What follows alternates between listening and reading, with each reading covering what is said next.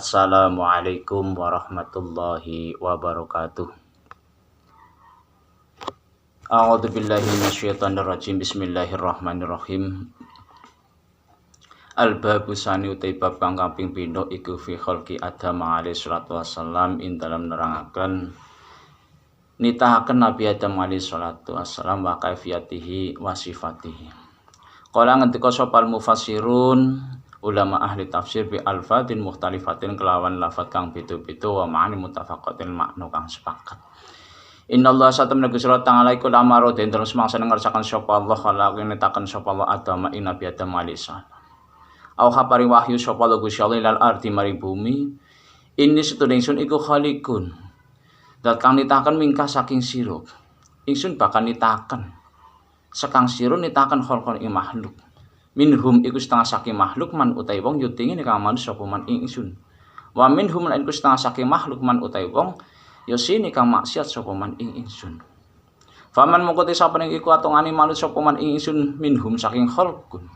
Ada khalqum iman al-jannata ing swarga. Wa man lan sapane wong asune kang maksiat sapa man ing ingsun adkhaltu mongko mlebaken sapa ingsun ing man annaro ing neraka. Dalam pertemuan kali ini kita akan membahas awal mula Allah menciptakan Nabi Adam alaihi salam. Ulama ahli tafsir sepakat meskipun beda-beda pendapat. Ulama itu beda pendapat dan itu biasa. Versi ini seperti ini, versi ini seperti ini. Biasa. Lah ulama ahli tafsir di sini akan menerangkan dengan versinya. Jadi sebelum Allah menciptakan Nabi Adam alaihissalam, Allah memberikan wahyu pada bumi, memberitahukan pada bumi yang mana Allah akan menciptakan suatu makhluk yang akan diambil dan dibikin dari bumi. Dan sebagian dari makhluk itu nantinya ada sebagian yang masuk neraka dan ada sebagian yang masuk surga. Mendengar firman Allah ini, bumi merasa takut. Kalau manusia dibikin dari tanah, dari bumi, dan sebagian dari mereka akan masuk neraka, tentunya bumi merasa khawatir karena akan merasakan panasnya. Akhirnya Allah memerintahkan pada malaikat Jibril agar malaikat Jibril ini mendatangi bumi.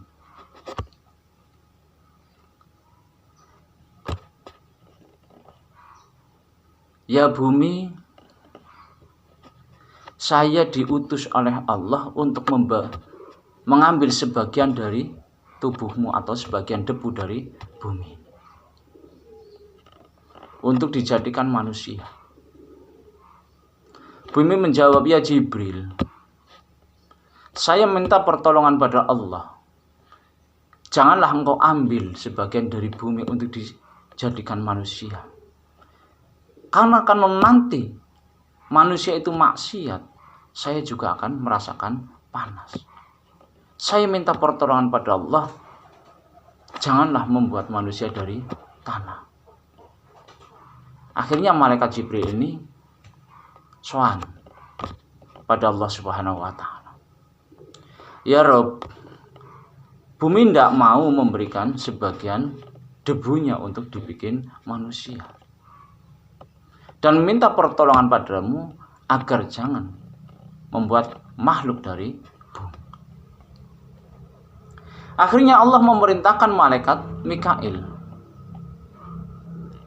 untuk menemui bumi dan mengambil sebagian dari bumi itu untuk dijadikan manusia. Begitu juga jawaban bumi terhadap malaikat Mikail. Akhirnya Allah memberikan perintah pada malaikat maut. Jadi kalau macam kolektor yang datang pertama itu yang masih biasa-biasa. Kalau yang kedua yang agak keras. Nah ini yang ketiga ini malakul maut, malaikat jurupati. Nah, hei malakul maut, janganlah engkau mengambil sebagian dariku, karena aku takut pada siksa Allah. Saya minta pertolongan perlindungan pada Allah, janganlah engkau mengambil sebagian dariku. Malakul maut menjawab, saya juga minta pertolongan pada Allah, saya juga takut pada Allah jikalau saya tidak menjalankan perintah Allah. Akhirnya dengan terpaksa bumi memberikan. Diambillah debu bumi ini oleh malakul maut. Mengambil sebagian dari beberapa lapisan bumi. Ada lapisan atas, lapisan tengah, lapisan yang paling bawah, ya. Merahnya bumi, hitamnya bumi, putihnya bumi, enaknya bumi, susahnya bumi, semua sari-sari bumi ini diambil oleh malakul maut.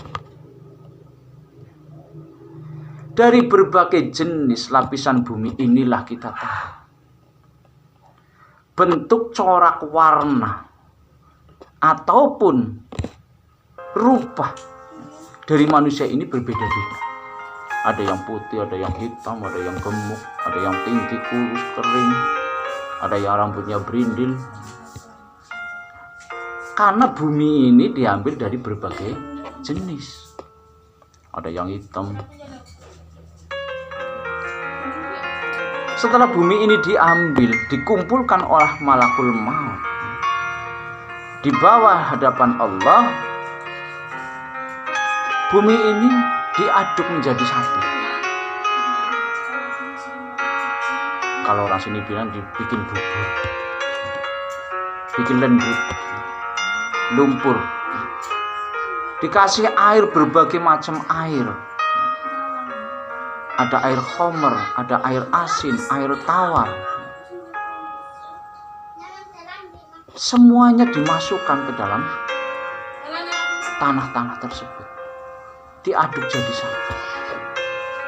Dan ini yang membentuk karakter hidup manusia, otak manusia, akhlak manusia.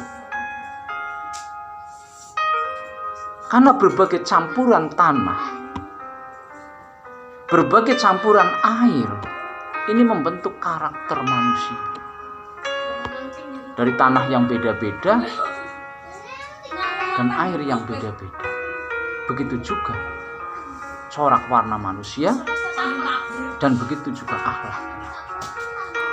Ada yang akhlaknya baik, ada yang jelek. Terus mboten.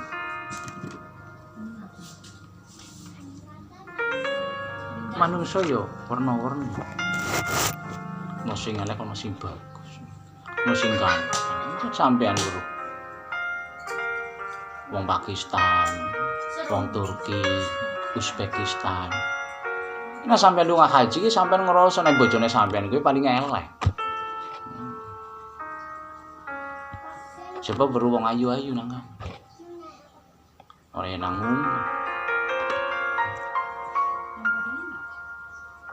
Nah setelah semua dikumpulkan, diaduk menjadi satu oleh Allah, akhirnya untuk terakhir kali Allah meminta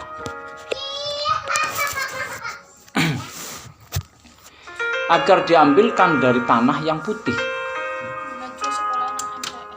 Tanah yang putih bersih, yaitu qalbul ardi. Nurnya bumi yang putih ini diambil untuk dijadikan Nabi Muhammad Sallallahu Alaihi Wasallam. Akhirnya malaikat Jibril turun bertemu dengan malaikat Firdaus, Al-Muqarrabin, Al-Karabiyyin. Akhirnya mereka mengambil sebagian dari tanah yang putih yang bersih, yaitu dari kuburan Nabi Muhammad Sallallahu Alaihi Wasallam.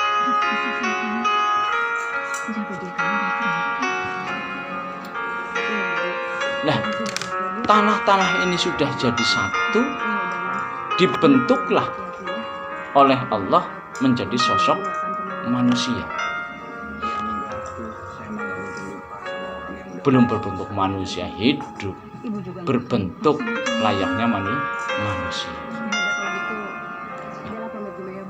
Setelah itu, setelah berbentuk manusia, ini dimasukkan oleh Allah ke dalam anhar, bengawan swarga, telaga swarga. Setelah ini diangkat dari telaga surga, akhirnya meneteslah 124.000 tetesan. Yang mana dari tetesan ini diciptakan oleh Allah menjadi para nabi. Jadi jumlah para nabi itu ada 124.000. Kalau yang kita kenal hanya 25 nabi dan rasul. Jadi nabi itu ada 124.000.